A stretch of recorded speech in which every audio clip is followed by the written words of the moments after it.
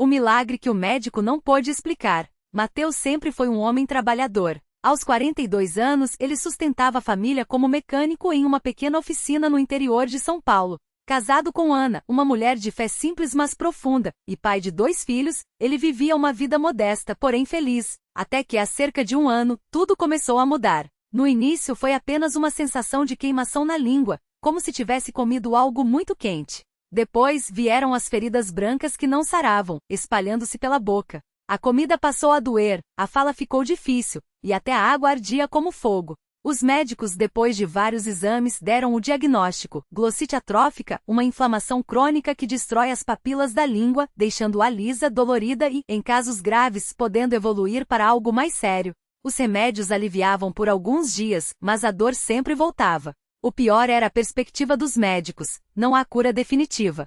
Você vai ter que conviver com isso. Mateus se sentiu desmoronar. Como ia trabalhar se mal conseguia falar? Como ia sustentar a família se a dor não o deixava nem comer direito? As noites viraram um martírio. Ana, embora preocupada, nunca perdeu a esperança. Ela era filha de irmãos da Congregação Cristã no Brasil, uma igreja que Mateus conhecia de vista, mas nunca havia entrado. Até que, numa tarde de domingo, quando a dor estava insuportável, ela olhou nos olhos do marido e disse: "Vamos na reunião hoje. Só hoje. Não custa nada pedir a Deus." Mateus, sem forças para discutir, concordou. A Congregação Cristã no Brasil era diferente de tudo que ele já havia visto. Não havia instrumentos, nem palmas, nem shows. Só irmãos e irmãs vestidos com simplicidade, homens de camisa social e gravata, mulheres com saias longas e cabelos presos. O local era humilde, um salão grande com cadeiras de madeira enfileiradas, paredes brancas e um pequeno púlpito. No centro, uma mesa coberta com uma toalha branca, a mesa da Santa Ceia. O ancião, um homem de cabelos grisalhos e voz serena, dirigia a reunião. Os hinos eram cantados a capela, vozes unidas em harmonia, sem pressa, como se cada palavra fosse uma oração. Mateus, sentindo-se um estranho, tentou acompanhar, mas a dor na boca o distraía.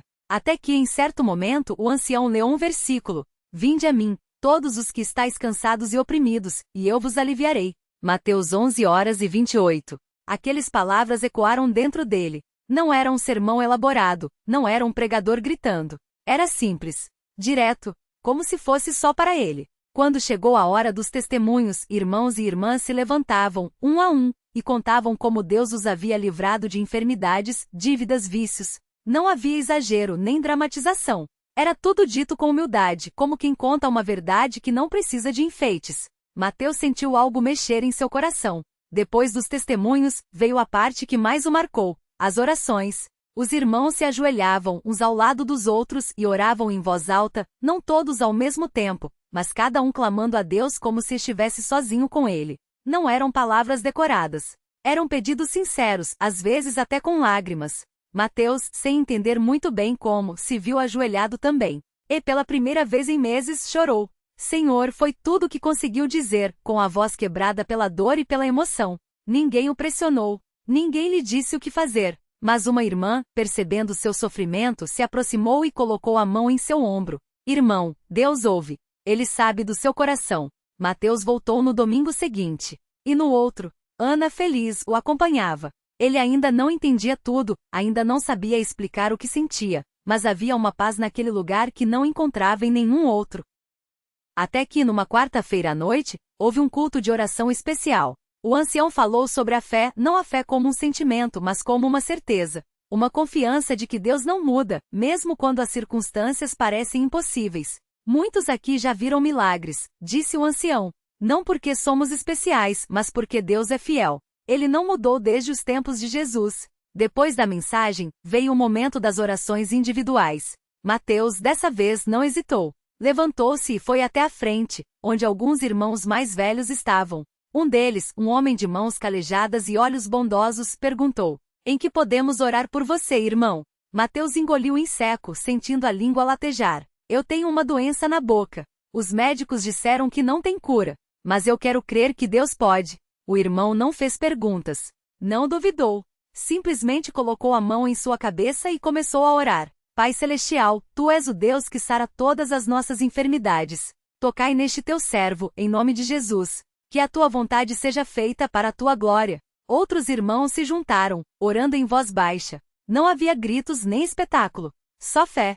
Só confiança. E então, algo aconteceu. Mateus sentiu um calor estranho percorrer sua boca, como se algo estivesse sendo desfeito por dentro.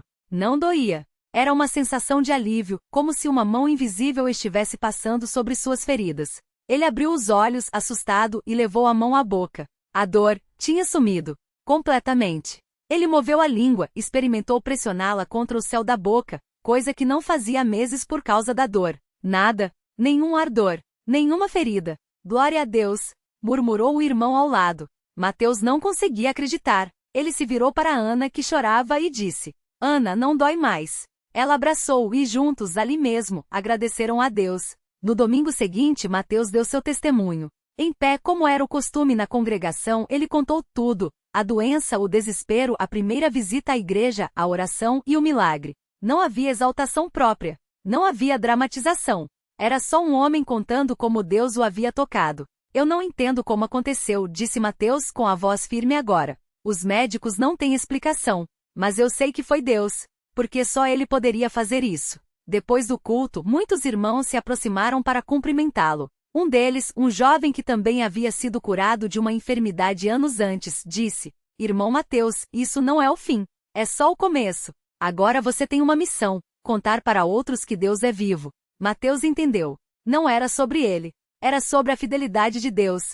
Hoje Mateus é batizado nas águas como símbolo de sua nova vida. Ele e Ana participam da Santa Ceia toda primeira domingo do mês, lembrando do sacrifício de Jesus. A doença nunca voltou. Os médicos, surpresos, chamam de remissão espontânea. Mas Mateus sabe a verdade. Ele aprendeu que na congregação cristã no Brasil, não há espaço para shows, nem para fama. Há espaço para Deus. E quando o homem se humilha, Deus age. A lição que fiquei, diz Mateus a quem pergunta, é que Deus não precisa de muito. Ele só precisa de um coração sincero. Não importa quão grande é o problema. Se Deus é maior, ele resolve. E assim, entre hinos cantados sem instrumentos, orações fervorosas e irmãos que se amam sem interesse, Mateus encontrou não só a cura para seu corpo, mas a paz para sua alma. Porque no final, a maior cura não é a ausência de dor, é a presença de Deus. A vida de Mateus e Ana mudou completamente depois daquele milagre. Não era só a saúde que tinha voltado, era tudo. O medo que antes os acompanhava como uma sombra pesada se transformou em uma fé inabalável. Eles começaram a frequentar a igreja não só aos domingos, mas sempre que as portas estavam abertas. Não por obrigação, mas porque ali eles sentiam Deus perto. Um dia, enquanto Mateus ajudava a arrumar as cadeiras depois do culto, o irmão mais velho, o irmão João, se aproximou. Era um homem simples, de mãos calejadas, que trabalhava como pedreiro e já tinha visto muitas lutas na vida. Mateus, meu filho, disse ele, colocando a mão no ombro do rapaz, você já pensou em servir mais? Não é só receber as bênçãos, não. É também dar o que a gente recebeu. Mateus olhou para as próprias mãos, lembrando-se de como elas tremiam de fraqueza antes. Agora estavam firmes. E o coração também. Como, irmão João? Tem muitos irmãos que precisam de uma palavra, de um abraço, de alguém que entenda o que é passar pelo vale. Você já passou. Agora pode ajudar outros a atravessar. E foi assim que Mateus começou a visitar os enfermos. Não com sermões longos, nem com palavras bonitas, mas com a mesma sinceridade que Deus tinha usado para curá-lo. Ele ia aos hospitais, às casas humildes, e simplesmente contava, eu também estive lá. Mas Deus me tirou. E Ele pode fazer o mesmo por você. Ana, enquanto isso, se dedicou a ajudar as irmãs mais novas na fé. Ela organizava pequenos grupos de oração nas casas, onde as mulheres podiam chorar, desabafar e principalmente crer. Porque ela sabia que às vezes, o que uma pessoa precisa não é só de uma cura física, mas de alguém que a segure pela mão e diga, vamos orar juntos. Um dia, uma irmã chamada Marisa chegou à igreja arrasada. Seu filho, Lucas, de apenas 7 anos, tinha sido diagnosticado com uma doença rara. Os médicos davam pouca esperança. Quando Mateus a viu chorando no banco, não hesitou. Sentou ao lado dela e disse, irmã, eu não vou dizer que entendo sua dor, porque cada luta é diferente. Mas eu sei de uma coisa, o mesmo Deus que me curou está aqui hoje. E ele não mudou. Marisa olhou para ele com os olhos cheios de lágrimas. Mas e se não for a vontade dele? Mateus sorriu, lembrava-se de ter feito a mesma pergunta. A vontade dele é que nós vivamos. Que tenhamos vida e vida em abundância. Às vezes o milagre não vem do jeito que a gente espera, mas vem. E enquanto a gente não vê, a gente confia. Eles oraram juntos. Não uma vez, mas muitas. A igreja toda se uniu, e semanas depois, nos exames de rotina, os médicos não encontraram mais nenhum sinal da doença no corpo de Lucas. Inexplicável, disseram. Mas Marisa sabia. Ela tinha visto com seus próprios olhos o poder da oração de um povo que não desiste. Mateus e Ana não eram mais os mesmos. Não eram mais o casal assustado que entrou naquela igreja pela primeira vez, carregando o peso de um diagnóstico cruel. Agora, eram instrumentos nas mãos de Deus. E cada vida que tocavam era um testemunho de que onde há fé não há impossíveis. Porque a igreja não é um lugar de pessoas perfeitas. É um lugar de pessoas que, mesmo quebradas, encontraram alguém que as restaura. E essa restauração não vem de métodos nem de fórmulas. Vem de um Deus que ainda hoje faz milagres, não para ser aplaudido, mas para que seus filhos saibam que não importa quão escura seja a noite, a luz dele nunca se apaga. E assim, entre hinos simples, orações sinceras e mãos dadas em círculo, a história de Mateus e Ana se tornou mais uma prova de que quando o homem se entrega, Deus escreve o final. E esse final, quase sempre, é muito melhor do que a gente poderia imaginar. Naquela mesma noite, enquanto o culto ainda seguia com os louvores ecoando pelas paredes da Universal, Ana sentiu algo diferente. Não era só a emoção do momento, nem o alívio de finalmente estar ali, depois de tantos anos fugindo de Deus. Era uma paz que ela não conseguia explicar, como se algo dentro dela estivesse sendo desatado, camada por camada.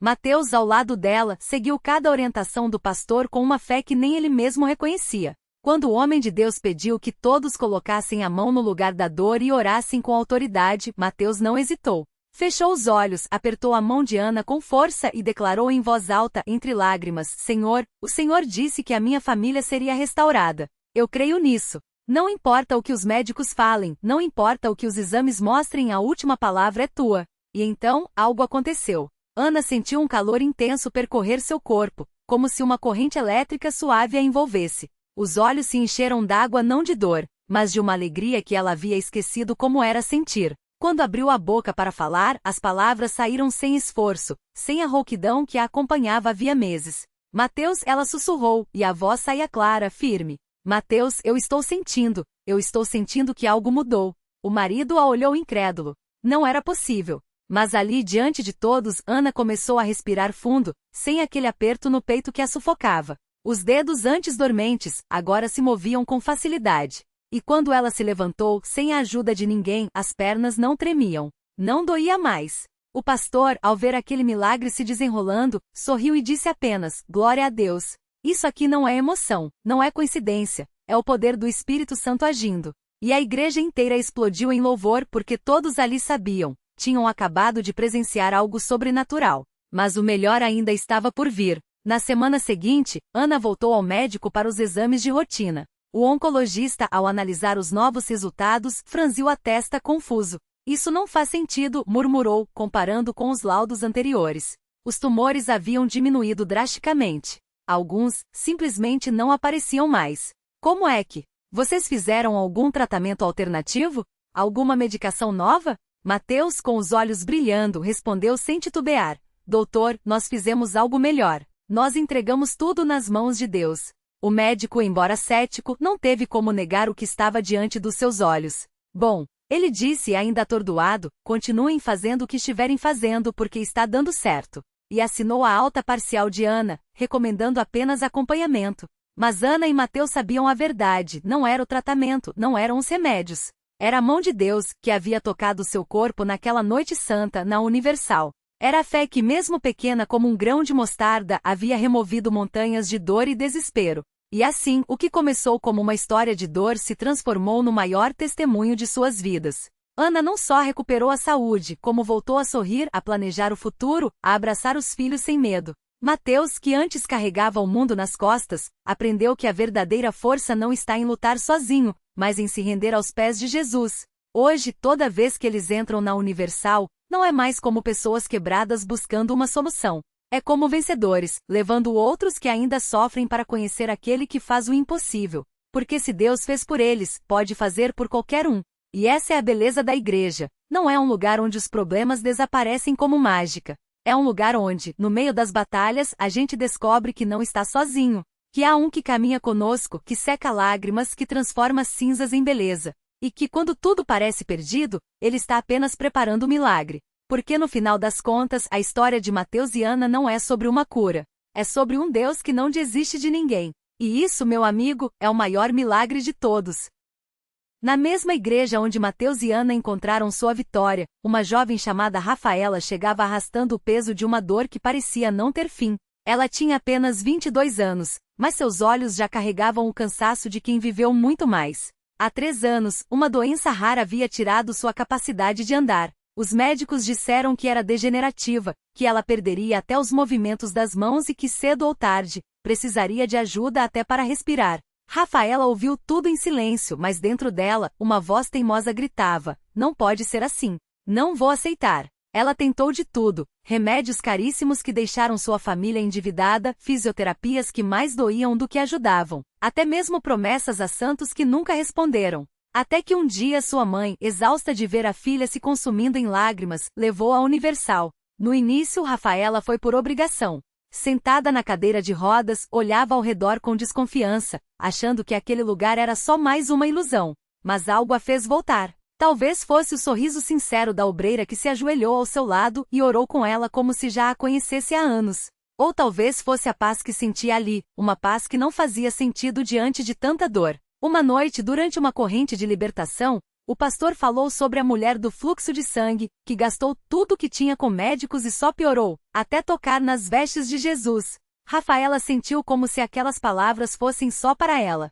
Quando o pastor pediu para que todos que precisavam de um milagre se levantassem, ela hesitou. Como? Eu nem consigo ficar de pé. Mas então, uma força que não era dela a fez esticar os braços, como se estivesse se entregando. E foi aí que tudo mudou. De repente, um calor intenso percorreu suas pernas, como se algo dentro dela estivesse sendo religado. Ela sentiu os dedos dos pés formigarem, depois os tornozelos, as panturrilhas.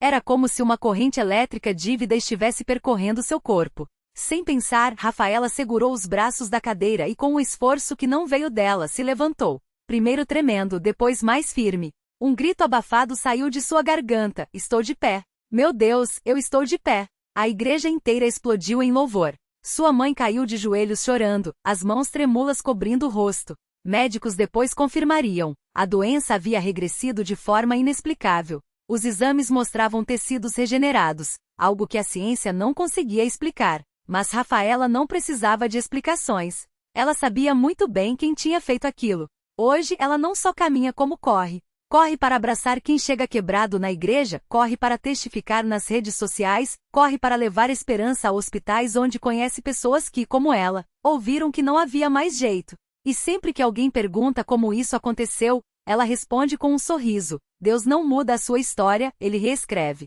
E quando Ele põe a mão, nada fica igual. Porque a Universal não é um lugar onde os milagres são contados como lendas do passado. São realidades do presente. São vidas como a de Mateus, Ana e Rafaela, que entraram arrastando dor e saíram carregando testemunhos. E o mais lindo é saber que, enquanto houver alguém disposto a crer, Deus vai continuar escrevendo essas histórias. Afinal, para Ele não existe caso perdido. Só casos que ainda não chegaram ao altar. O milagre que não acabou.